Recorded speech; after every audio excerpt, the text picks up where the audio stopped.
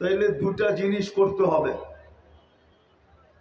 একটা হলো পরিপূর্ণ মনোযোগ দিয়ে শুনতে হবে, দ্বিতীয় হলো পরিবেশটাকে বিলকুল নীরব নিঝুম রাখতে হবে।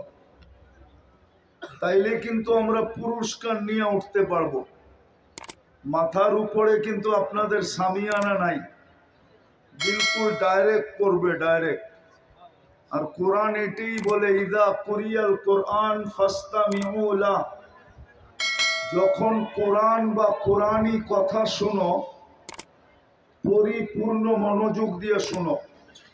আর কোরআন বলে আনসিতু, বিলকুল নীরব আর নিঝুম ভাবে শোনো। তারপরে কোরআন বলে লাআল্লাকুম তুরহামুন, তাইলেই কিন্তু আল্লাহর রহমতের দ্বারা পুরস্কারটা মিলবে। আর পুরস্কারটাও হাদিসে ঘোষিত আছে। পরিসমাপ্তিতে বলা হবে ইরজিউ মাগফুরান লাক, যাও তোমাদের গুনাহ মাফ। আর কি চান? দ্বিতীয় আরেকটা বলবে বুদ্দিলা সাইয়্যাতিকুম হাসানাত, গুনার জায়গাগুলা নেকি দ্বারা পরিপূর্ণ হবে। কিন্তু মধ্যখানে একটা সমস্যা আছে, মন আর শয়তান এটা হইতে দিবে না। কেননা আমাদের মনের রিমোট কন্ট্রোল শয়তানের কাছে। আমাদের যেরকম ঘরের মোবাইলের কন্ট্রোল আমার আঙ্গুলের মাথায়, ঘরের টেলিভিশনের কন্ট্রোল যেরকম রিমোটে, ঠিক আমাদের মনের কন্ট্রোলও কিন্তু শয়তানের কাছে। আর শয়তান কিন্তু এটা চাবে না, কেননা ও বিতাড়িতই হয়েছে আমাদের কারণে। আমার কথা কিন্তু এখনো শুরু হয় নাই। ও বিতাড়িত হয়েছে আমাদের কারণে, মানুষের কারণে। মানুষ যদি না আসতো, অস্তিত্ব না হইতো, তাহলে তো ও তো চাঙ্গে ছিল। চাঙ্গে, চাং বোঝেন? ঢাকায় শব্দ বুঝেন না? বুঝেন না? অনেক উপরে ছিল। হুজুররা বুঝবে, সপ্তম আকাশে ওকে আজাজিল নামে ডাকা হতো। আজাজিল মানে হলো উচ্চ সম্মানিত। ওই শব্দটা নিয়েই আমাদের মাদ্রাসায় একটা ছন্দ আছে, তাকাব্বর আজাজিলরা খারে কার। এত উচ্চমানের ব্যক্তিটাকে অহংকার ধূলিসাৎ করে দিছে সব। কেননা ওর অহংকার ছিল আমি আগুনের তৈরি, মানুষ মাটির তৈরি। আগুন মাটিকে পোড়ায় আমি ইট বানায় দিই, জ্বালায়া পাউডার বানায় দিই। আমি কেন মানুষকে সেজদা করব? বিদায় শয়তান আজকে চাবে না যে আপনারা ঘোষণা নিয়ে এখান থেকে যান। বিদায় আবারও হাজ্জুর অনুরোধ, পরিপূর্ণ মনোযোগ আর বিলকুল পরিবেশটাকে নীরব। কথা বলার ভঙ্গিও বলতে পারেন, প্রশ্নও বলতে পারেন। আমরা যেই দিন দুনিয়াতে পা রাখছি, পার একটু আগে নিয়ে যাওয়া যায়। মার পেটে যেদিন আমাদের রু আসছে, 4 মাস কমপ্লিট হওয়ার, পূর্ণ হওয়ার পরে রু আসে, ওই দিন থেকে আমাদের যাত্রা চলমান। আমরা যেখানেই বাস করি না কেন, দুনিয়ার পজিশন আমাদের যেমনই হোক না কেন, আমার বর্ণ আর ভাষা যেমনই হোক না কেন, যে মার পেটে অস্তিত্ব পাইছে, রু যেদিন থেকে মার পেটে আসছে, ওই দিন থেকে আমরা সবাই যাত্রী। ছোট হই, বড় হই, নারী হই, পুরুষ হই, শিক্ষিত হই আর অশিক্ষিত হই, উচ্চ সোসাইটির হই আর নিম্ন সোসাইটির হই, দুনিয়াতে উচ্চ পজিশনের হোক আর নিম্ন পজিশনের হোক, আমরা সবাই কিন্তু যাত্রী। আমরা মৌতের যাত্রী, কবরের যাত্রী। অথবা আরেক কথায় বলা যায় যার কাছে আসছি তার কাছে ফিরত যাওয়ার যাত্রী। কিন্তু প্রশ্ন হলো যাত্রী তো বটে, কোরআনও বলে আমরা চলে যাব, ইলাইনা তুরজাউন আফাহাসিবতুম আন্নামা খালাকনাকুম আবাস ওয়া আন্নাকুম ইলাইনা লা তুরজাউন। তোমরা ভাবছো কি রকেট চলে আসছে দেখে আমার কাছে আসবে না? টেকনোলজি আসে বিদায় আমার কাছে ফিরবে না? বিজ্ঞান সম্মত বিদায় আমাকে ধোঁকা দিয়া দিবে? না না না, ওয়ালাউ ফি বুরুজিম মুশাইয়্যিদা। কোরআনের থিওরি এটাই, আমরা সবাই যাত্রী, চলে যেতে হবে যার কাছ থেকে আসছি তার কাছে। কিন্তু একটা ছোট প্রশ্ন হলো আমাদের সবার প্রস্তুতি কতটুকু? এটাও তো সত্য, দুনিয়া আজকে এত উন্নত টেকনোলজিতে এখন পর্যন্ত ওই মেশিন বিজ্ঞানের কাছে আসে নাই যে টেস্ট করা বলে দিবে কে কখন যাবে। আজ পর্যন্ত আসে নাই, আসবেও না কোনোদিন। এটাই চির সত্য, কোনোদিন এই মেশিন আল্লাহ বিজ্ঞানের হাতে দিবে না যে টেস্ট করে বলে দিবে কে কখন যাবে। যে কোনো মুহূর্তে চলে যেতে পারি। সত্য এটাই, মারে আল্লাহ তো রাখে কে? রাখে আল্লাহ তো মারে কে? সত্য তো, চলে তো যাব, কিন্তু প্রস্তুতি কতটুকু? বলবেন প্রস্তুতি নিতে হবে কেন? কোরআনই তো বলে নিবে না কেন? সারাদিন ভোগ করি কাঠটা, হ্যাঁ যুবক তাফালিং দেখায় কার যৌবন দিয়া? তাফালিং বুঝেন? মনে হয় তাফালিং বুঝেন না, ঠিক না? না না, মনে হয় টাকায় শব্দ তো নাও তো বুঝতে পারেন, ঠিক না? কার যৌবন দিয়ে বাহাদুরি দেখাও? রূপসী কার রূপ দিয়ে বাহাদুরি দেখায়? শিক্ষিত মানুষগুলা গৌরব করে কার দেওয়া শিক্ষা দিয়া? অথচ মাঠ পেটের থেকে তোমার ছিল শিক্ষাহীন।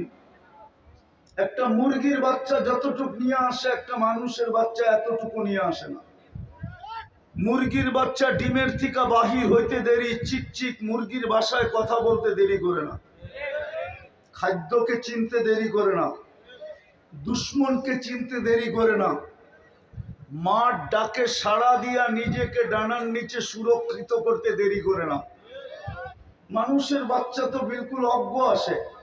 আল্লাহই তো বলে কুনতা জাহিলা ফাআল্লামতুক, তুই মার পেটের থেকে অজ্ঞ আসছিলি, তোকে আমি শিক্ষা দিছি। কুনতা যায়ীফা ফাকাওয়াইতুক, মার পেটের থেকে বিলকুল দুর্বল আসছিলে, আমি তোমাকে সুঠামত্ব দিছি। কুনতা সগীরা ফাকাব্বারতুক, মার পেটের থেকে তুমি বিলকুল ছোট আসছো, তোমাকে আমি বড় করছি আমি। কুনতা মিসকিনা, মার পেটের থেকে তুমি নিশ্চয় আসছিলে। ফালা লাকা সিন্নুন তাত্তা, দাঁত ছিলই না, কোত্থেকে কাটবে? ওয়ালা লাকা লিসানুন তানতিক, জিহ্বা ছিল কিন্তু বাকশক্তি ছিল না, কোত্থেকে বলবে? ওয়ালা লাকা উযুনুন তাসমা, কান ছিল শ্রবণ শক্তির কার্যকারিতা ছিল না, কোত্থেকে শুনবে? ওয়ালা লাকা আইনুন তানদুর, চক্ষু ছিল কিন্তু দৃষ্টিশক্তির কার্যকারিতা ছিল না, কোত্থেকে দেখবে? ওয়ালা লাকা আকলুন তুমাইয়িজ, মগজ তো ছিল কিন্তু ভালো মন্দ বোঝার ক্ষমতা তো ছিল না, কোত্থেকে তুমি ভালো মন্দ বুঝবে? ওয়ালা লাকা কলবুন তাতাফাক্কার, দিল তো একটা ছোট ছিল, চিন্তা কি জিনিস তো তুমি জানতে না। ওয়ালা লাকা ইয়াদুন তাফতিশ, হাত তো ছিল, ধরার ক্ষমতা তো ছিল না। ওয়ালা লাকা রিজলুন তামশি, পাও তো ছিল, চলার ক্ষমতা তো ছিল না। আলাইসা কাযালিক, আল্লাহ বলে এরকম কি ছিল না? কে তোমাকে স্বয়ং সম্পূর্ণ করলো? যুবক, তোমাকে যৌবন দিয়ে কে ফুটাইলো? আজকে অনেকে দেখা তোমাকে মুস্কি মুস্কি হাসে, অনেকে চোখ টিপি দেয়, অনেকে মেসেজে লেখে আই ডট ডট ইউ। তুমিও কাউকে ফুলের 14 তারিখে ফুল দাও, হোটেলে নিয়ে খাওয়াও, পার্সেলও দিয়া দাও, আবার লেখো জীবনে একবার হলো আমার একটু লেখা পাঠাও, আই ডট ডট ইউ। কে তোমাকে ফুটাইলো? 24 ঘন্টা কাটটা বক করো, নাই তো পানির বোতল এইখানে মেলে তো দেখাইতাম তোমাকে। এই যে পানির বোতল, যদি অক্সিজেন কিনতে হইতো পানির দামে 30 টাকা লিটার, তাইলে ডেলি 16,500 টাকা বিল দিতে হইতো। মাসে 4,95,000 টাকা বিল আসতো। যদি বাংলাদেশ সরকার বিদ্যুতে ফ্রি পেড লাগাইতে পারে, কার্ড সিস্টেম করতে পারে, যতক্ষণ কার্ড আছে টাকা আছে কার্ডে ততক্ষণ বিদ্যুৎ চলমান, টাকা শেষ বিদ্যুৎ অফ। আল্লাহ তো করতে পারতেন যে যতক্ষণ টাকা ভরা থাকবে অক্সিজেন চলবে, নাইলে অফ। তাইলে তো এই রোডে ডেলি হাজার হাজার শ্রমিক পাওয়া যেত, পড়া আছে রাস্তার ভিতরে। কেউ যদি জিজ্ঞাসা করতো এত মানুষ রাস্তায় পড়া আছে কেন, বলে অক্সিজেনের বিল দিতে পারে না, এই জন্য পড়া আছে, অক্সিজেন বন্ধ। সারাদিন কাটটা বুক করি, কথা লম্বা হবে না, অল্প কথায় বুঝলেই জীবন চেঞ্জ হয়ে যাবে। নাইলে কালকে কিন্তু প্রশ্ন উত্তর সম্মুখীন হইতে হবে।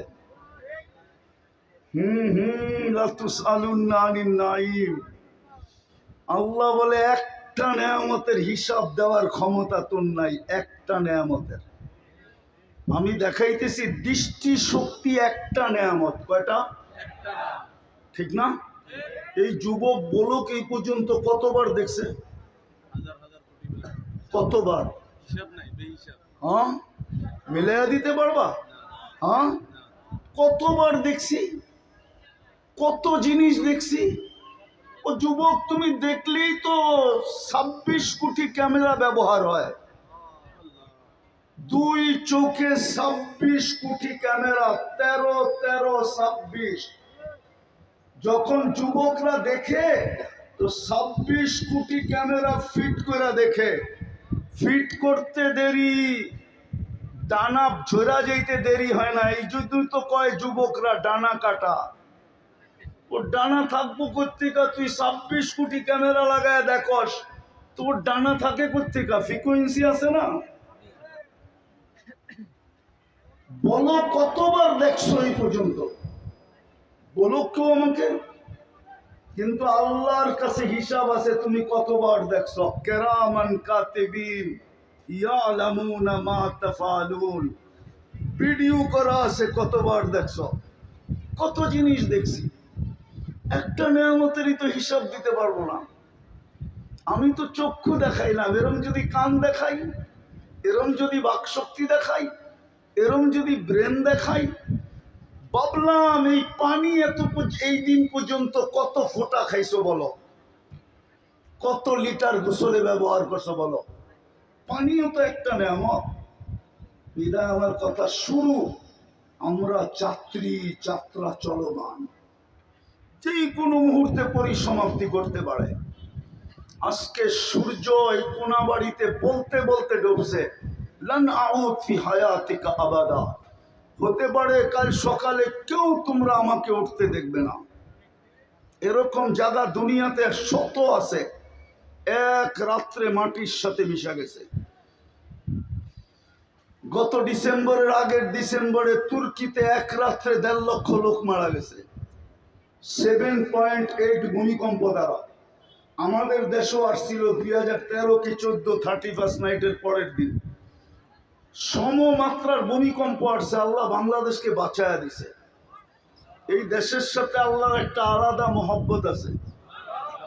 আমার কথা মেনে নাও, এটার প্রমাণ দিতে পারবো আমি। যদি মহব্বতই না থাকতো, করোনার সময় তো সারা দুনিয়া বলছিল বাংলাদেশের মতো বিপর্যয় দুনিয়ার কোথাও হবে না, কিন্তু বাংলাদেশের মতো কম বিপর্যয় দুনিয়ার কোনো দেশে হয়নি। বিপর্যয়ের দিক দিয়া, কম বিপর্যয়ের দিক দিয়া WHO তে 1 নম্বর নাম বাংলাদেশের, যে বাংলাদেশে কোনো বিপর্যয় হয় না। বাংলাদেশে এত সুন্দরভাবে করোনার রোগীর দাফন দুনিয়ার কোনো দেশে হয় নাই। বাংলাদেশের কোন করোনার রোগী আলেমদের হাতের ছোঁয়া ছাড়া কবরে যায় নাই। যতগুলো সংস্থা কাজ করছে করোনা নিয়ে, করোনার মৃত্যু, করোনার ব্যক্তিদেরকে দাফন করার ব্যাপারে সব মাদ্রাসার হুজুর আর ছাত্ররা করছে, একটাও বাহিরের দেখাইতে পারবেন না। কে বাঁচাইছে বাংলাদেশকে? বুঝা গেল ভালোবাসা আছে এই দেশটার সাথে। বলমু না রাগ হয়ে যাবেন, না অন্যদিকে নিয়ে যাবেন? আমি আপনাদের স্বাধীনতা দেখি নাই। এই যে স্বাধীনতা কত বৎসরের, আগস্টের, কেন ওই দিন আমি দেশে ছিলাম না। আমি 18ই জুলাই চলে গেছিলাম ইংল্যান্ড। যেদিন স্বাধীন হইতেছিল ওই দিন আমি জমিনেই ছিলাম না। 4 তারিখে রাত্রে আমি কানাডা যেতেছিলাম। আমি ছিলাম আকাশে 39,000 ফিট উপরে, জমিনের থেকে নাইমা শুনছি স্বাধীন হয়ে গেছে। কিন্তু পরে যা শুনতেছিলাম, আমি বিলকুল দেশে আসছি সেপ্টেম্বরের 23 তারিখে। মধ্যখানে একদিনের জন্য আসছিলাম, আবার চলে গেছি কোরিয়া। ঢাকা নামছি, একদিন ছিলাম, পরের দিন ফ্লাইট কোরিয়া ছিল আমার। কিন্তু বাইরের থেকে শুনতেছিলাম, সবাই ভাবতে ছিল যে না জানি দেশটা মাটির সাথে মিশানো যায়। 16 বছরের একটা মায়া আছে না? নাই? নাই না, গৃহযুদ্ধ লেগে যায়। বাহিরের থেকে শুনতেছিলাম, আপনারা শুনতেছিলেন কিনা জানি না। আমি কানাডার থেকে আবার ইংল্যান্ড আসছি, ইংল্যান্ড থেকে আমি মিশর আসছি, মিশর থেকে সৌদি আরব আসছি, বাংলাদেশে আবার কোরিয়া গেছি। সব জায়গায় এক আলোচনা শুনতেছিলাম, দেশটা মাটির সাথে মিশা যায় কিনা। কিন্তু আমার বিশ্বাস ছিল কিচ্ছু হবে না। এই দেশটার সাথে আল্লাহর একটা ভালোবাসা আছে, এটারও একটা কারণ আছে। বলবো, ইসলামের সর্বপ্রথম কোরবানি এই মাটির নিচে লুকানো আছে। আল্লাহর রাসূল হিজরত করেন নাই, তখন বাংলাদেশে 4 সাহাবী চলে আসছিলেন। বাঙালিরা সাহাবীদের চেহারা দেখা মুসলমান হয়েছে।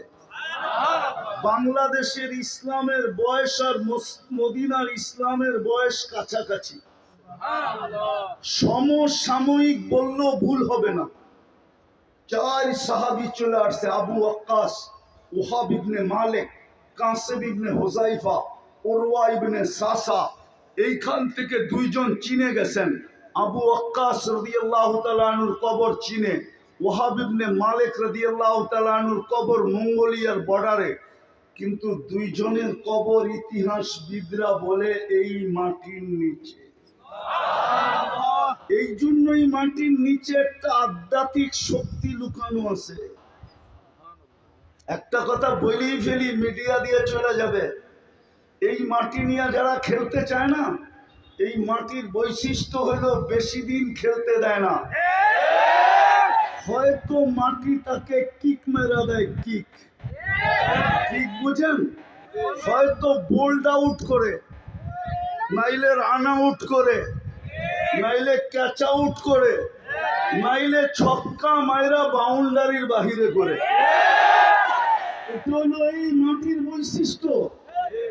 কেননা ওই আধ্যাত্মিক শক্তি মাটির নিচে লুকায় আছে। এই জন্য আমার বিশ্বাস, দুনিয়ার কোন পরা শক্তিও যদি, আমি আমার ভিতর থেকে বলতেছি, এই মাটিতে আসতে চায়, তাহলে আমার বিশ্বাস এই মাটিতে টিকবে না। কেননা এই মাটির নিচে এক আধ্যাত্মিক শক্তি আছে,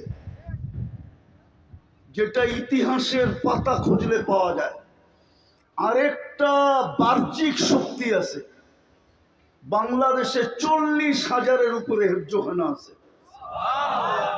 সুবে সাদেক হওয়ার 1 ঘন্টা আগে এরা ঘুম থেকে ওঠে।